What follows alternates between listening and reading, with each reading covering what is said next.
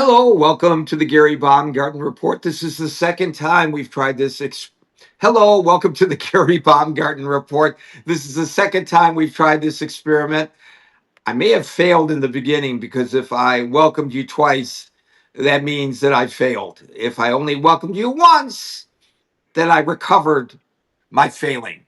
As if that makes any sense to anybody, it probably does not. We have another serious topic to discuss today, and once again, it has to do with Iran, but from the Israeli perspective, because tonight, Boaz's time, now last night, Gary's time, Prime Minister Netanyahu appeared on 60 Minutes with Major Garrett to discuss a number of things involving the U.S. Israeli relationship and the Israeli relationship with the region, and specifically the problem that Iran creates and the best response to that problem from this point on. It's interesting because I have the full transcript of the 60 Minutes interview, Boaz, in front of me. And I could take it in chronological order as I did yesterday with the seven uh, talking points that appeared on the CNN article to which we referred. But then you would have seen that the lead is buried because it was near the end of the interview that Garrett asked the headline creating question. And it had to do with Israel's reliance on the United States. And so instead of referring to the transcript, I'm referring to my notes. And the prime minister says, Bibi Netanyahu says, hey, we want to be no longer reliant on the United States. And he argues they have the ability to be no longer reliant on the United States, which would change the equation vis a vis their relationship with the other nations, and also presumably would eliminate this drumbeat of criticism that the current administration and previous administrations have received about the United States military support of Israel, especially among those who might be in disagreement with you and me about the necessity of what Israel does to protect itself. So, what do you think? This is not the first time it has been suggested by opponents and even proponents of the state of Israel that it no longer be reliant on the United States militarily. Well, there are a couple of things to look at here, Gary. First of all, it's not very good. It's not a good idea. It never was a good idea for Israel to be dependent on the United States militarily. And although, given the military challenges that Israel faces today, Israel doesn't really have a choice at this right now at this point. There are weapon systems that Israel uh, operates that were developed either by the United States or in conjunction with Israel, like the Iron Dome, which is a joint operation, both in development and then, of course, in operations. Because the Iron Dome, as an example, does not work on its own. Iron Dome is the not just, but it is the interceptor. There's a whole weapon system built around the interceptors themselves, which are the radar systems, and there are a couple of layers of radar system, some of which and are operated by the United States of America, like THAD, or what we call THAD. That is a high, how do they call it? Um, it's a THAD is part of the United States um, anti-ballistic detection for ballistic missiles that are coming in from outer space back into the atmosphere. and THAAD is operated exclusively by the United States. And of course, THAAD is their systems are connected with the Israeli different layers of detection over the skies of Israel. So you can't just walk away from that. That is an integrated system that took years to develop, and to perfect, so that when the time came and Iran started firing missiles, everybody worked in consortium together in order to shoot down those missiles. That's but one thing. There are other weapon systems that are Israel relies on. Now, I'll name another one, which is the F-35. Now, the F-35 requires a lot of American interaction in order to keep that aircraft flying. They need spare parts. Although the Israelis have made significant changes to the F-35 to meet their demands and their particular needs, still the F-35 is a very, very advanced and complicated fighter aircraft that requires the manufacturer in order to keep it flying. So the Israelis can't just walk away from that. I think what we're talking about here, Gary, is um, putting aside the things that we just talked about. What we really should be focusing on, in my opinion, is the financial side. Um, and I'll bring up an example here. When October 7th happened, Israel, of course, as a response to October 7th, attacked Hamas, and they expended a huge amount of ammunition, bombs, tank shells, artillery shells, small arms, ammunition. And the United States had to create what is called an airlift to Israel, both by sea and by plane. I mean, airlift by airplane, by and they brought in thousands of tons of munitions in order to replenish what was being expended during that war. Um, so it's it is a problem. I mean, I really don't want to answer that question. Is Can Israel survive without the United States? If it had to, probably it could. I'm saying probably, but it would be extremely difficult. So there are two interesting points to this. One is that this is not the first time that Netanyahu has proposed something like this, and I'm going to get to that in a moment. And the other thing, uh, well, let's focus on the fact that this is not the first time that Netanyahu has proposed something like this, because if, as you may recall, and I brought this up because I couldn't recall the dates, in 1996, during his first joint speech, I'm sorry, speech to a joint session of Congress, Netanyahu said that Israel would begin reducing its reliance on economic assistance from the United States. Now, he wasn't referring to military reliance; he was referring to economic reliance. But he said that at that point that Israel had matured to the point where it did not need to have to rely on its parent, the United States, because he actually used the term childhood's end. So that's why I feel comfortable using the term parent. And in fact, um, that economic aid, according to the research I did before we started, was about $1.2 billion annually.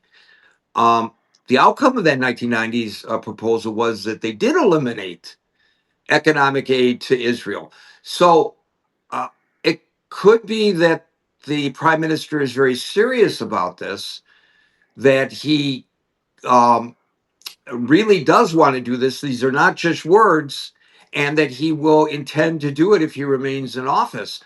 The second point that I wanted to make after that has to do with how the United States benefits from providing military aid to the Israelis. We give them the money, they buy the armaments, they buy the armaments from U.S. companies. This is really a subsidy to those U.S. companies, uh, I guess you could say, laundered through Israel. Let's talk about the benefits, and let's talk about some of the benefits that are not mentioned on the news. And these are the most important benefits. And I refer to back to the F-35. As a matter of fact, I'll refer back to all the modern aircraft, fighter aircraft that Israel bought from the United States, partially bought and partially granted. Um, let's start with the Phantom F-4. Those were going back to the days of Golda Meir and Richard Nixon, and Israel started to buy the Phantom F4 from them, and then immediately they tore down that jet and they installed all sorts of. I mean, they modified the jet to be able to serve the needs of the Israeli military, and they do this with every single jet. And Yes. they did it with When the I F was on a trip to fifteen. Israel, I was there at the same time as Mark Siljander, who was a congressman from Michigan, who at the time was a big proponent, at least publicly, of the state of Israel. Later got into some trouble supporting Israel's enemies and ended up serving time for it. Last guy I would have expected, but I met with we met for dinner, and because I was in Israel at the Right. same time as he, and I was covering the news in Michigan, and so since I heard one of the members of the Michigan delegation was there when I was there, I arranged for us to get together, and we did. And I said, "What are you doing in Israel?" And he said, "Well, I've actually been sent over by our government to find out what the Israelis did to modify a uh, a jet that the United States has sold to them, because we are observing that those jets are performing far beyond what they were designed to do." Correct. And so that was his mission at that time. By the Right. way, the Israelis did not share that back with the United States, and he told me the reason that they would not share it back was because then the manufacturer would have uh, these modifications and improved the aircraft, and then would sell the aircraft to the Arab enemies of Israel, and then Israel no longer have the advantage in the air with regard to. So why take the technology that you've developed and allow your enemy to have it? So you're absolutely right about that, and I know that's anecdotal, but it underscores your point. Right. Now I want to add to that when this was done with the F4 Phantom, the F-15, the F-35, and it'll probably be done with the F-47. That will come out when it comes out. Don't forget there are attack helicopters. They were going back to the days of the Cobra. That was modified heavily by the Israeli Air Force, and then of course the Apache, another attack helicopter, which is a very advanced helicopter that Israel modified and made it better. They make all American aircraft better. Just to sum that up, and in the United States they benefit from it now, not only from the modifications. I mean, when When does they're the shared, United when they are shared back. Right. When does the United States have the opportunity to test their military Right, hardware right. in real In real time? time, in real war situations, Israel Right. It's becomes always Israel. It's at war all right, the time, so right. their They're the hardware is lab tested. rats for the U.S. military. Exactly, exactly. So they do benefit from that. Now, if you want to look at the other side, of course, there is the political issue. There are always you've got people in the United States, uh, what do you call it, political movements that are against Israel and are always fighting to stop Israel from getting arms from the United States. You always have the Elon Omars and the Rashida Tlaibs and all those people that are in Congress that are anti-Semites and they hate Israel, and they're always fighting to try to stop to try to stop the flow of arms from the United States to Israel. Now that and the reason why I brought up those two, Rashida Tlaib and Ilhan Omar and all those, is because unfortunately, in American politics, those individuals are growing in the left. And then we spoke about this yesterday. And then we have a group of Republicans that are growing in the right that are against Israel also. So when we talk about Israel re- releasing itself from being, from relying on American help, um, I understand why Netanyahu wants to do it, because he understands that one day, and it's not far off, Gary, that Israel is not probably, will be looking at diminished arms sales from the United States. And if that happens, which I believe it will at some point, maybe in the next 10 years, Europe will follow suit.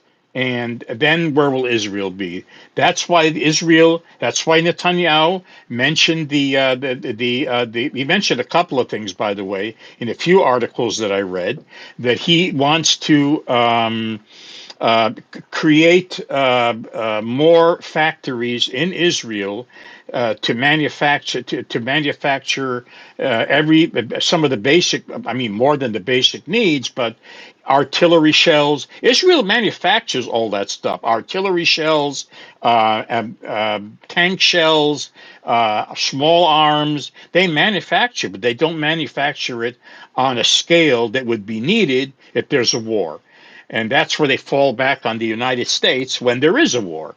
But Netanyahu wants to get to the point where we won't have to, rely on the United States, that will be able to create enough stockpiles to last the war and beyond. I want to take this moment to thank and welcome the people who have joined us live here. And Boaz, as I expressed to you after yesterday, for some reason on my handheld device, I can't really see the comments, but on yours, you can. So I think one came in, and did you want to jump in and tell us what it was? I don't see. No, I didn't see that comment. Okay, I so it's not see. that we're Yeah. ignoring you. It's just that If we're we both see on something, handheld but yeah, devices and we're not actually seeing them all for some reason. I guess we have to grab them as they're flying by. So probably. go Yeah. ahead and post it again, and we'll try to grab it as you posted. Meanwhile, during the interview on 60 Minutes today, he was asked about the ending of the war and what would be a successful end of the war, and he said, Netanyahu, that the main goal of this war is to seize the uranium, and he was asked about, well, is this something that the Israelis would do, something that the United States would do? Would they be doing it in conjunction with one another? And of course, as Prime Minister of Israel, he's not going to reveal whatever plans there may or may not be in effect, unless he's trying to redirect or misdirect the enemy. But he referred to it, the removal of the uranium, and this, of course, dovetails with yesterday's discussion. With the comment, it's a terrifically important mission. I did see that. Um, well, let's start with this. Yes, the uranium, the removal of the uranium, and you know what? I saw that interview, and it was interesting how Netanyahu had put it. Removal, and the interviewer asked him, "What do you mean by removal? I mean, by force or by agreement?"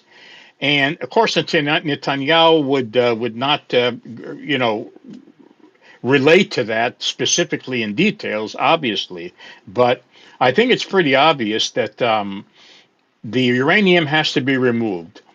How? Well, if it can't be removed by agreement, then it will have to then it will have to be removed by force or destroyed.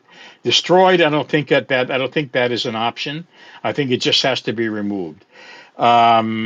It probably by special forces. They're certainly not going to send in an entire army in order to retrieve 650 kilos of uranium, enriched uranium. They would have to send in a special force, what would be called a surgical operation, in order to retrieve that uranium. And that's not easy because we don't know, okay, at this point, whether all the uranium is in one place or if it's been spread out into several different locations. It's going to be very difficult to do that. And certainly, if you ask me, Gary, the Iranians are not going to give up their uranium. Iranians, uranium. You get mixed up with the two words. They're not going to give up the uranium that they have because, like we said yesterday, that is their last ace. They don't have anything else. So in my opinion, probably Netanyahu knows that he's going to have to end up, he and the United States together, or one or the other, is going to have to end up doing an operation deep inside Iran and finding the uranium. They probably know where it is, but between knowing where it is and getting to it, that's a whole different ball game.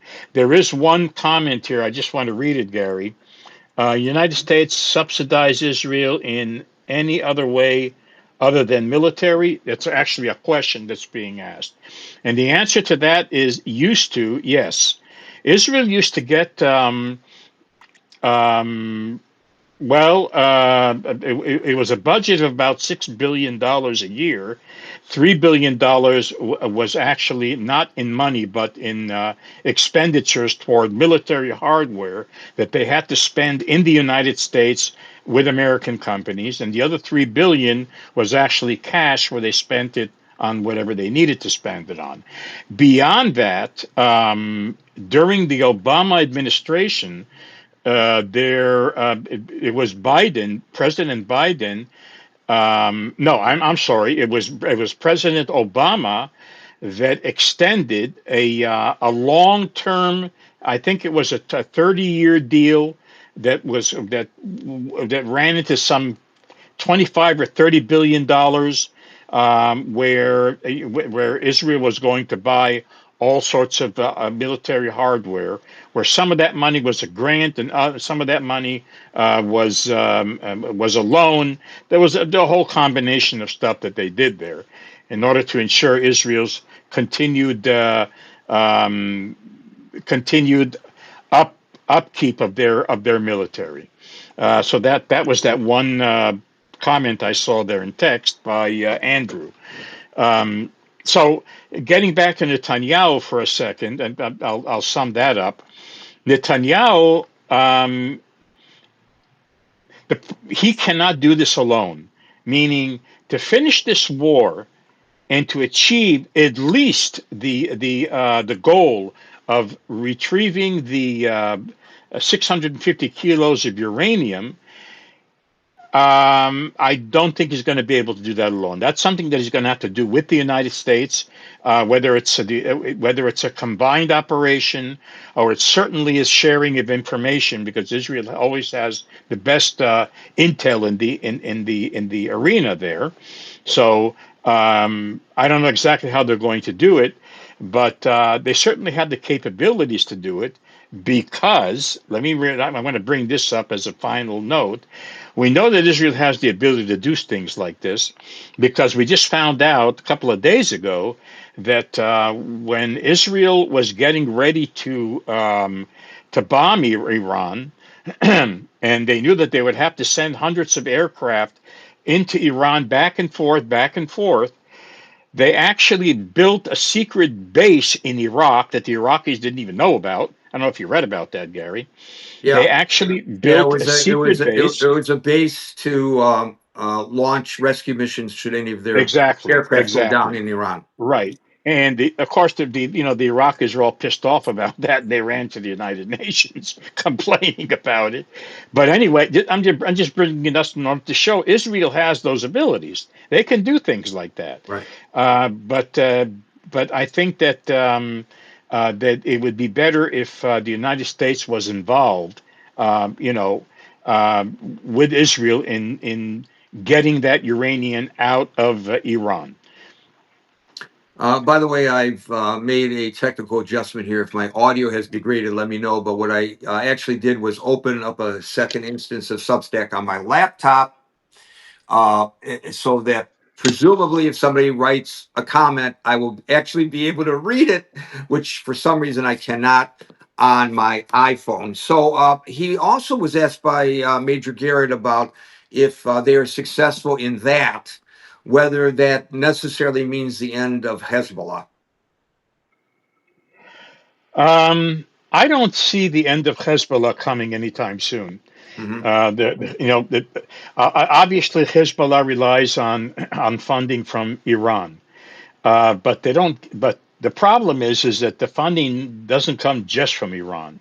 I don't know what the percentages are, but if we're looking at percentages, I would say that some majority of funding does come from Iran, but some of it comes from Russia too, unfortunately, and possibly from Turkey too. So they could continue to fight. The problem with Iran is that the problem with Hezbollah is that they're so embedded there in Lebanon, and even as a political operational party in the Lebanese government, that it's hard to separate them. Now the Israeli government has been negotiating with Lebanon in the last couple of weeks to try to get Lebanon to play ball, to basically get the Lebanese army to help disarm Hezbollah. But the problem is that the Lebanese army and Hezbollah, in many cases, are cooperating with each other. So we're not going to see the Lebanese army be functional, positively functional in getting rid of the Hezbollah. So at this point right now, even if there were a regime change in Iran, Hezbollah would still be in Lebanon. It wouldn't be as powerful because it would lose a lot of its funding, but it would still be there. So that's not going to change anytime soon, in my opinion. So, since Boaz Franco, you mentioned specifically Russian financial assistance to Iran and to its proxies. I want to jump to a question that Major Garrett asked late in the conversation with Bibi Netanyahu, in which he asked about concerns that the prime minister has about Chinese support for Iran. We have seen despite the blockade, we've not stopped, we being the United States, the Chinese flagged vessels from coming to port that would cause a direct conflict between the United States and China. And it is speculated that they're not dropping off humanitarian goods, but they're dropping off military armaments to Iran. And I'm just curious about how that affects the dynamics there, and whether that's something the president might be able to obviate during his talks with President Xi later this week. Well, the Chinese have their own interests. And of course, their interest in Iran is oil. 90% of Chinese oil, at least up till now, came from Iran. It's coming from other places now, of course, but basically Iran, I mean China, they need Iranian oil. They have a huge economy that is expanding faster than the universe is, if you want to put it that way. And they need the oil. And now that the Straits of Hormuz is not moving, they have a big problem. Now,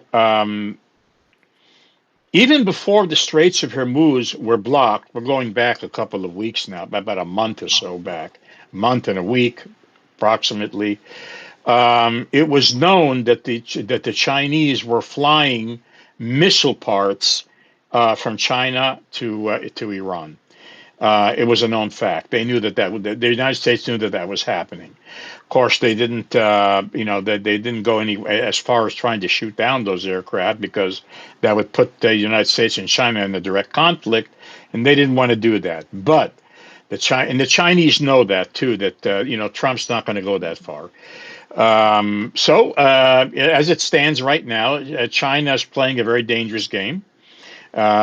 They are supporting behind the scenes. They're supporting Iran with whatever they can, whatever they can fly into Iran in drone parts, in missile parts, and whatnot. So it's a cat and mouse game basically right now, and nobody knows really how this is going to end because we don't know whether we're at the end or the middle or just touching the tip of the fork. You know what I mean?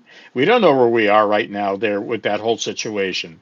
So um, when Trump talks with the leadership of China next week, as you had mentioned, um, what Trump will probably try to do, and what he always tries to do, is to make a deal.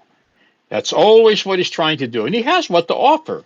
He can offer Venezuelan oil to take the place of the Iranian oil, in order to really block the Iranians. And that I'm sure he probably will offer something like that. But he will certainly try some sort of. He could do other things too that we mentioned, by the way, to make the deal even more prettier.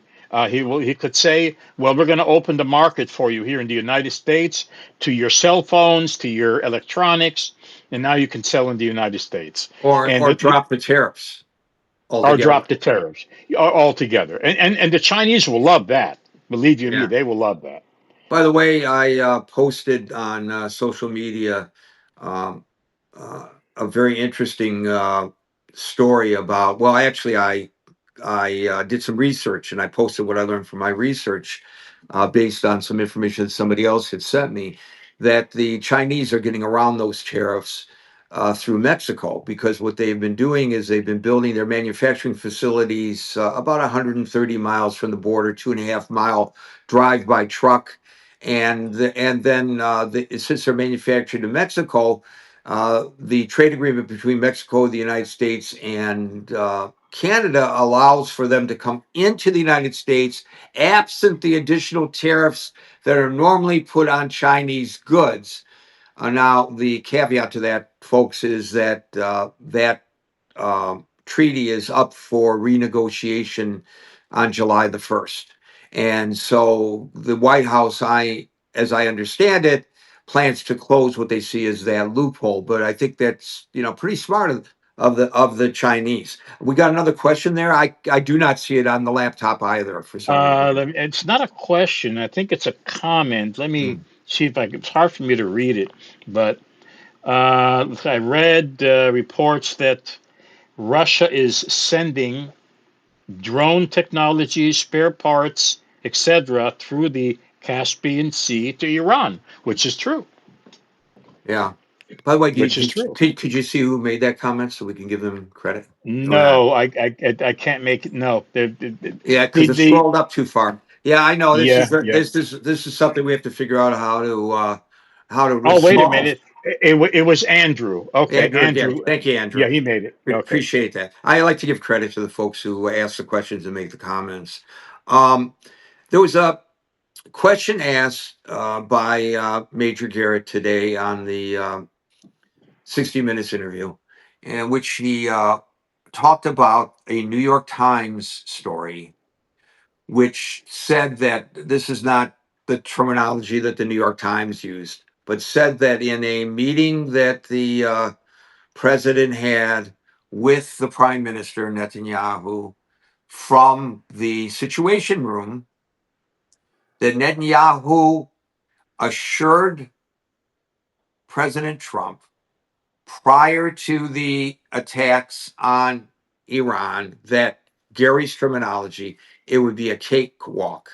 And that's not the exact terminology that the New York Times, of course, used. But that's basically what the New York Times was saying.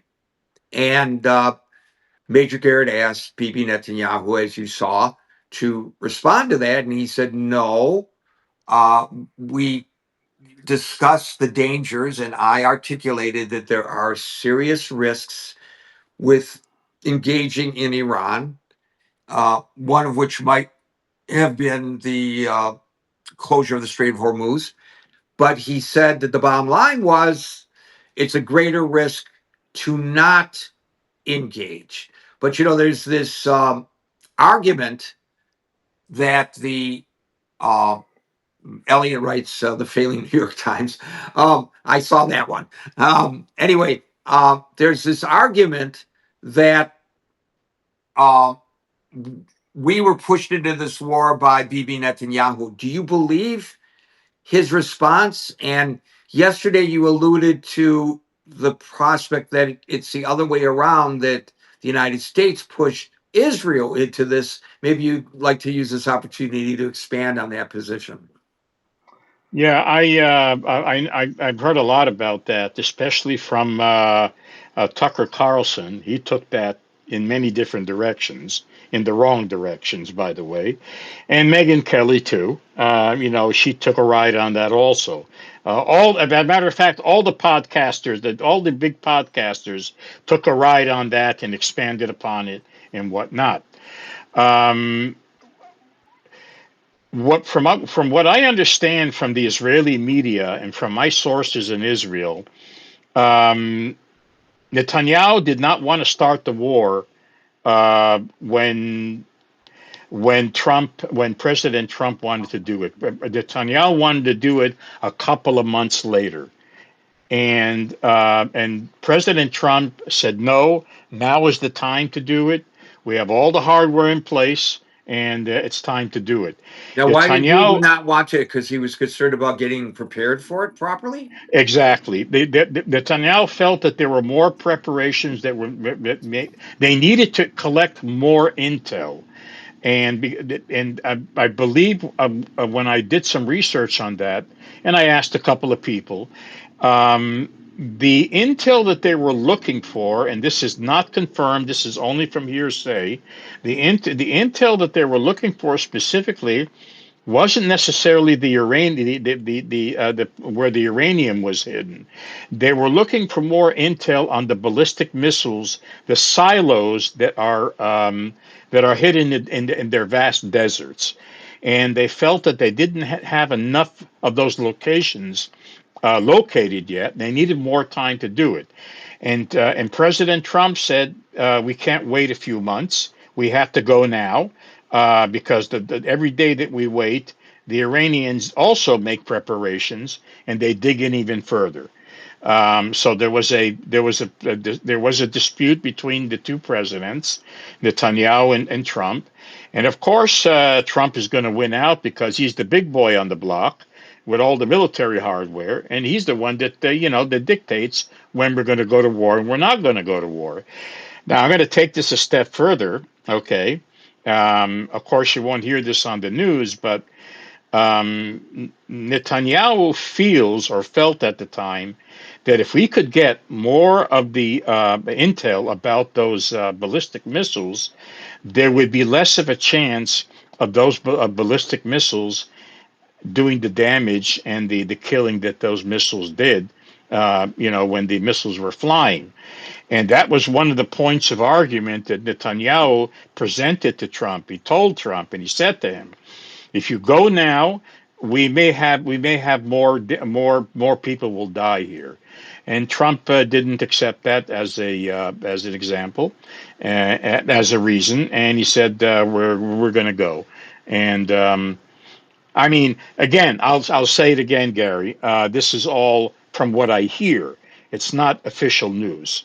Yes, but we also know that there's an Israeli saying that is a truism that actually may be true, and that is that the Israelis eat when they're hungry. In other words, They don't respond or react or act based on other people's timetables.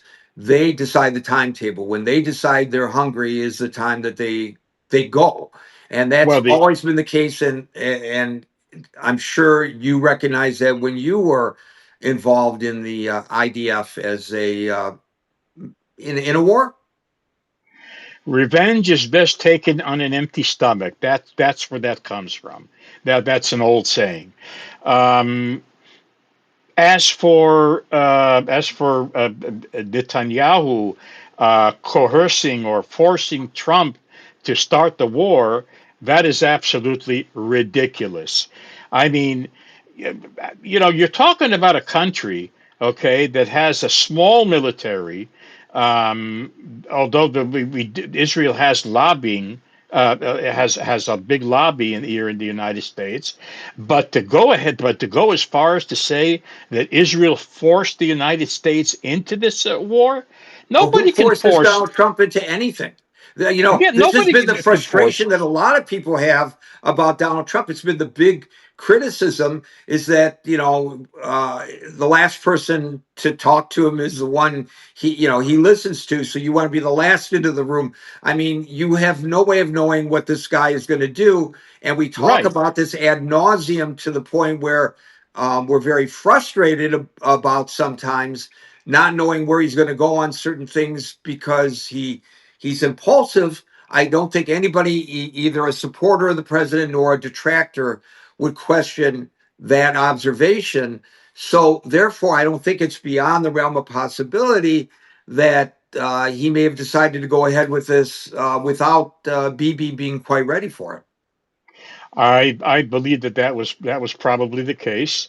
And I don't know exactly the reasons why President Trump was was so well. I mean, I could speculate as to why he decided that he can't wait a couple of months. Again, we're going back to Congress and the limitations of what Trump can do and what he can't do with the military. And I believe that Trump felt that keeping that armada of power in the Straits of Hormuz, and that whole area there, to wait a couple more months, it would be possible. It would have been possible that there would be the political powers to be in Congress might have built up to the point where they would say, no, you can't do it. He didn't want to wait for that. And that's why he probably said, we got to go now before my political rivals start jumping on this and slow me down. Well, they're trying to do so now, maybe correctly so, maybe not correctly so, but with the discussions about the War Powers Act, etc. So, if in fact that's an accurate assessment, one can understand why he took the tack that he did, whether one agrees with it or not. The attacks on the Gulf states, the interviewer, Major Garrett, was questioning the Prime Minister Netanyahu about whether those attacks on the Gulf states caused those Gulf states to whatever progress Israel has been making, Abraham Accords, etc., to strengthen an alliance or create an alliance, whether that erodes it.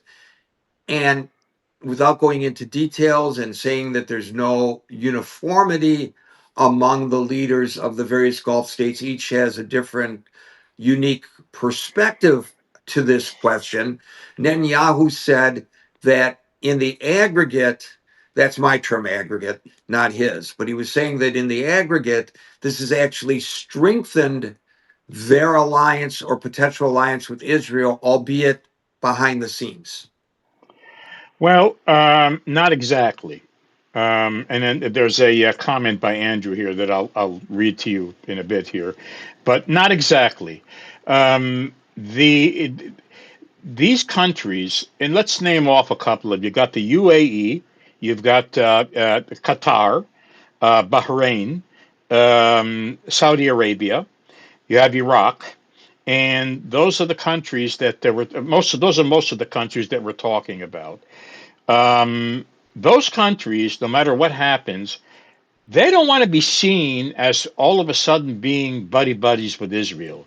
They will now. Israel has connections with them, back channels, political back channels, for years already. Not just for years, for decades. They've had the political back channels that have been growing over the years, but they've never gotten to the point of a diplomatic open channel connection, because then they would be seen as going against their brethren um, in other parts of the world, and not necessarily Iran. It does serve their purpose to be more cooperative with Israel when Iran is firing missiles at them, because Israel can help them, and Israel has helped them. So under those conditions, yes, they're more friendly. But I can guarantee you, Gary, that when things calm down, so will these friendships. They will simmer and cool down. Um, Andrew is asking, did the Prime Minister of Israel on the 60 Minutes show tonight express his surprise that the Iranians closed the Straits of Hormuz? No, no, not at all. There was a discussion of the Strait of Hormuz, and as I said, I have the transcript here, and it wasn't, uh, it wasn't particularly specific. Because, and by the way, he was cagey in um, some of his commentary here. Let's see. Uh, well, I do want to The get. Strait of Hormuz actually was mentioned 6 times on this transcript. So, Major Garrett, and continuing with the New York Times report, quote, this is Major Garrett, quote, and continuing with the New York Times report, quote, Mr. Netanyahu and his team outlined conditions that they portrayed as pointing to certain victory, adding the regime would be so weakened that it could not choke off the Strait of Hormuz. Is that factually correct? That was a question that Major Garrett asked.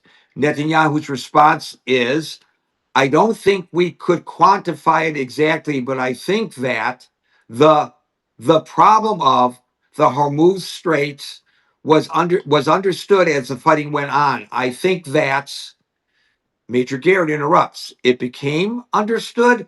Netanyahu responds, it became understood. Major Garrett, was it misread at the beginning? Netanyahu, here's the latest quote. I'm not sure it was misread, but there's a great risk for Iran to do it. And it took a while for them to understand how big that risk is, which they understand now. No, I don't claim perfect foresight, and nobody had perfect foresight. Neither did the Iranians. So maybe they both miscalculated. Who knows? Right. I want to go back to you mentioned this thing about cakewalk that some of the news networks claim that Netanyahu told Trump that attacking Iran would be a cakewalk. Um, I don't believe that Netanyahu would be that irresponsible that he would actually say something like that. Well, the term cakewalk was my terminology based on what the New York Times wrote and he was asked about. They didn't actually use the word cakewalk, but basically that it would be easy. I could actually pull And the and and, exact that, up. and it doesn't I make don't know. I don't sense. want to give them this impression that anybody other than Gary used the term cakewalk. Right, and it doesn't. I mean, whatever Netanyahu was accused of saying doesn't make sense, because it was Netanyahu, as we had spoke here just a few minutes ago, that did not want. Not just a few minutes ago. This is news in Israel. Netanyahu did not want to start the war. He wanted to start it a couple of months later. Now, if it were such a cakewalk, let's use the term, then it would make sense that Netanyahu would start the war earlier with Trump, if it was such a cakewalk. But I don't believe that Netanyahu ever said anything even close to that.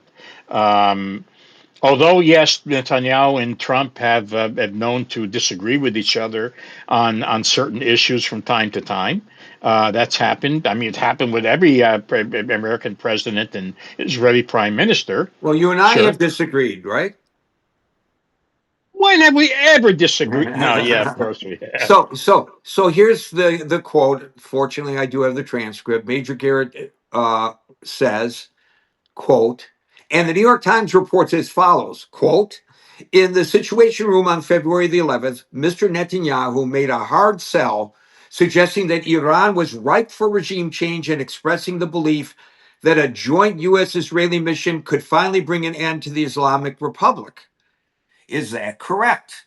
Netanyahu, no, that's actually incorrect because, Garrett interrupting, in what ways is it incorrect? Netanyahu, it's incorrect in the sense that I said, oh, well, it's a guarantee we can do it and so on. Garrett, in the confines of the conversation, Netanyahu, oh, yeah. Garrett, you noted the uncertainty? Netanyahu, not only did I note it, we both agreed, that there was both uncertainty and risk involved. And I remember that I said, and he said that there's danger in action, in taking action, but there's greater danger in not taking action. Garrett, and continuing with the New York Times report, quote, Mr. Netanyahu and his team outlined conditions they portrayed as pointing to certain victory, adding, quote, the regime would be so weakened that it could not choke off the Strait of Hormuz. Is that factually incorrect? Netanyahu, I don't think we could quantify it exactly, but I think that the problem of the Hormuz Straits was understood as the fighting went on, and that's the part that I read to you earlier. So, cakewalk is Gary's interpretation of what the New York Times was suggesting, and maybe it's an unfair characterization, but that's the way I interpret it anyway. Right. And we have a comment from Marilyn Hanson. I don't know if you saw the comment. Can't see it. Uh, let's see here. Did Bibi know that Marco Rubio and General Kane advised Trump not to start the war then? Is he saying that Trump cried, refused to listen to all of them? I don't know where the reporting to which Merrill refers comes from, and I don't know if I can analyze that. And we're actually talking about this from the perspective of Bibi Netanyahu. But as I mentioned earlier, it's not. It's a frustration. I'm sure even more so in the White House than it is for you and me, Merrill. When we look at what is comes out of his mouth or what comes out of his fingers on Truth Social, that certain suggestions made by certain experts to the president are ignored. Remember, during his first administration, he put in people who, uh, Attorney General Barr, as an example, tried to rein him in, and he did not like being reined in, even if it was for his own protection. I've been reined in. I've gone to my lawyer about certain issues, and I've been told, no, no, no. I know you want to do this, but no, no, no. Let's try a different tact. And it was, I could have taken that attitude. I'm not going to listen to my attorney. Well, then why am I hiring him? So I listened. I was frustrated. I was disappointed, but ultimately he was protecting me. Today, as we all know, by the number of folks that he has appointed to his administration who have been parroting his positions publicly as pontificators. These are the individuals that he hires for these very important positions. So I would say that Rubio, who I think we would all agree whether you would support him in his bid for a presidency or not, is a competent individual and with regard to foreign affairs has a pretty good understanding of the geopolitics. I don't believe, without any personal knowledge, that it's beyond the realm of possibility that Rubio might have advised him one way and General Kane might have advised him one way. He may have gone a different way, but I will also say that's not necessarily unusual. Both Presidents Obama and George W. Bush were famous for, and Biden also was famous for saying this of Obama. They were famous for parroting the fact that they were proud that they would listen to many sides on an issue and then make a decision. As Harry Truman would say, the buck stops here. And as George W. Bush would say, I'm the decider. So it's not unusual for presidents to not follow the advice of their advisors, although this president may be taking it to a completely different level. I don't know whether you feel I answered your question directly or not, but I think that's as fair a response as I could give. And Boaz, I don't know if you wanted to add to that. No, I would agree with everything you said now in regards to that. I want to go back a second, take a minute here. We mentioned regime change from the beginning. Okay, from the beginning of this war, and before the war started, there was a lot of talk about regime change. A lot of people had high hopes. It was talked about on the social media networks. A lot of the Iranians were all excited about it. We talked Reza, about it extensively in the Critical Thinking Forum on Clubhouse at right, 5 o'clock in the New Reza York Times, Pahlavi, Reza Pahlavi, Monday all through of a Friday. sudden, right, Reza Pahlavi, all of a sudden started appearing Right, on right, TV right, right. and all Remember that when I stuff. interviewed him years ago, and it was so unusual for him to come on. We had him on Pal Talk twice. And Yes, once we did. Jay Right, Billstein interviewed him, and once I that's interviewed correct. him. And but that was like a huge event because the Iranians were so frustrated they had not heard from the crown prince, and now Right, suddenly he was there, my but just point, for a short period of time, and that was but during my that great Green Revolution. right, my point being, the point I wanted to make about that was is that there was a lot of talk about it from the people, but not from Netanyahu, and nobody made any promises. The governments of the American government, the Israeli government, made absolutely no promises that was going to be. In fact, they said just the opposite. That regime change or taking apart the Iranian regime was not the main priority, and they said it more than once, and but nobody was listening. Everybody thought that the regime change would be something that would come. Maybe the Kurds would help. They would somehow get weapons to the people, but none of that happened. But I don't but know if then that's again, necessarily true. I can recall, and now I'm very, this is a shortcut to AI, and I have myself publicly warned against using AI as a main source. So if I'm wrong about this, I stand to be corrected, and I admonish myself in advance for relying on AI.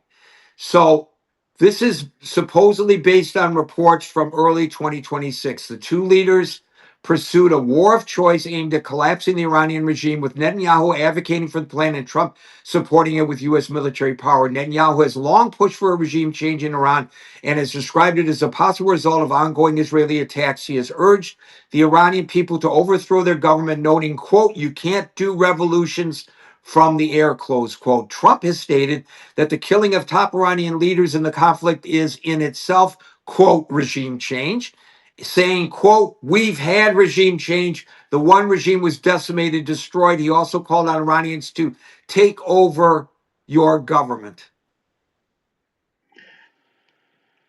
I that don't know, is sounds. that accurate or not? This is AI. I It could be inaccurate.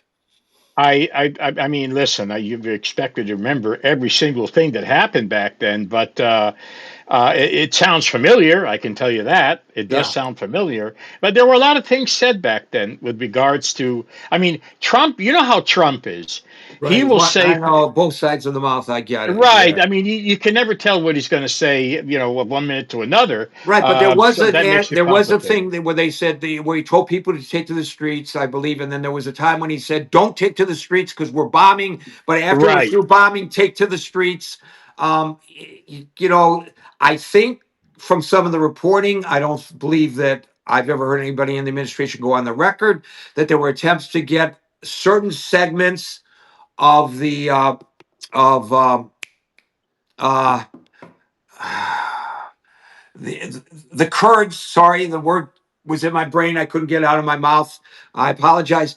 The Kurds to come in and assist in the fighting. It never happened, Right. even Right. though there were videos on Truth Social showing them invading over the mountains. That never Yeah, happened. that was all nonsense. That didn't Right. happen.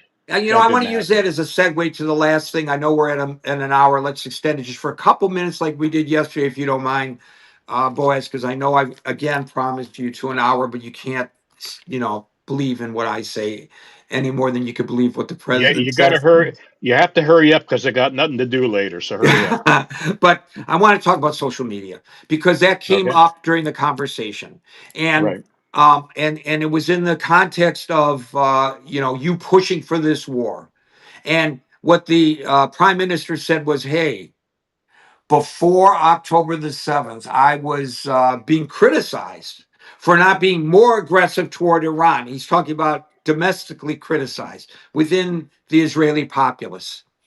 He said that all changed after October the 7th.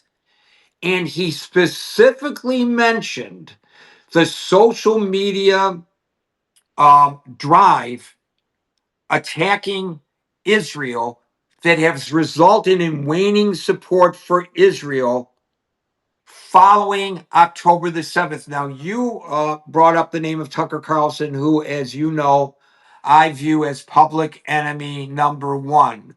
How serious is not just the social media attacks on the state of Israel, but the social media attacks on Jewish people and how that manifests itself into daily, actual physical, not rhetorical attacks?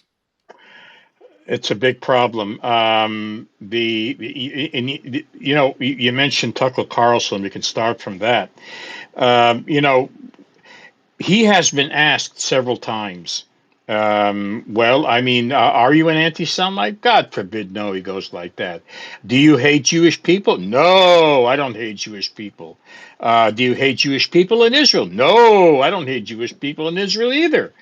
But you see, Tucker Carlson, he is he talks against Israel, the Israeli government, and he talks against the Israeli lobby in the United States. The Israeli lobby in the U.S. government, and he talks against APAC. Obviously, we've heard many things that he said against APAC, but he claims that he doesn't hate Jewish people.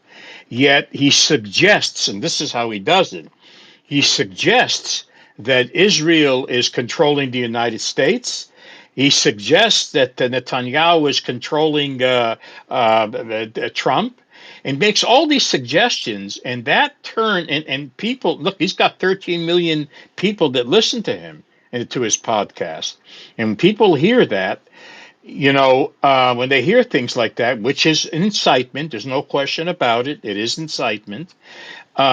People that are already angry and anti-Semitic against Jewish people, those kinds of words will push them over the top, and then you start hearing the rise in anti-Semitic physical attacks on Jewish people in the United States and Europe and other parts of the world. So these people that run their mouth, like Tucker Carlson, like Megyn Kelly, like Candace, I forget her, Owen. Candace Ken Owen. Owens. Yeah. Hmm. Yeah, they when they run their mouth, it is incitement. It is absolutely incitement. Um, I hate to bring this up, but as an interesting example, I go to back to the example of Charlie Kirk. Charlie Kirk, he in his many public statements that he made on the campuses of the universities, he made a lot of statements against the Islamic movements in the United States. He was very open about it too, and he said that the Islamic movements are taking over the United States. They're violent. Everything he said is true. It's not that anything he was saying was a lie. It was true, but it pushed people over the edge. And one guy took a rifle and killed him. Yeah, you probably shouldn't have brought up Charlie Kirk in this context because he apparently his public pronouncements toward Israel were morphing in a different direction, and then he was killed. And so the conspiracy theorists claim that the Mossad was behind it. Well, But that's only one of a dozen most conspiracy theories. Americans believe that it was some sort of a Muslim extremist movement I that don't know did that it. most Americans believe that. I I because I happen to see be what's one. going on. I happen to believe there was one nutcase who killed him for whatever reason, Well, and all I right. I don't mean, think we there don't. was any major conspiracy. But I mean, there Well, are others who would argue no, that. I've had others I argue no, when I've suggested that before. I don't see a conspiracy here. Not a conspiracy. I do see incitement, but in any case, the people that I mentioned that do incite against the Jewish people, in one way or another, they they kind of like they stir the stew, as they call it. They're stirring the stew. They're making people angry, and people that are already angry that listen to them push them over the top, and then they start getting violent, and Yeah. that's what But happens. if it weren't for Israel, there'd be another excuse to attack the Oh, Jews. of As course, history has absolutely, shown us before the establishment of the modern state of Israel, they were killing Jews. Look at the Holocaust. They couldn't blame Israel for that. So they will always find something, the Jew haters will. Folks, obviously. as we say goodbye to Boaz Franklin, as I say goodnight to you, I want to just point out, Boaz pointed out that Tucker Carlson has 13 million followers. As you can all see, we have 13 million and one who are listening to us right now. So Tucker Carlson, eat my dust. Folks, thanks for joining us here in this experiment that we are conducting on Substack. We will be back Monday through Friday at 5 o'clock New York time on Clubhouse for our edition next of the Critical Thinking Forum. So until then, everybody be safe, be well, and peace out. Have a good evening.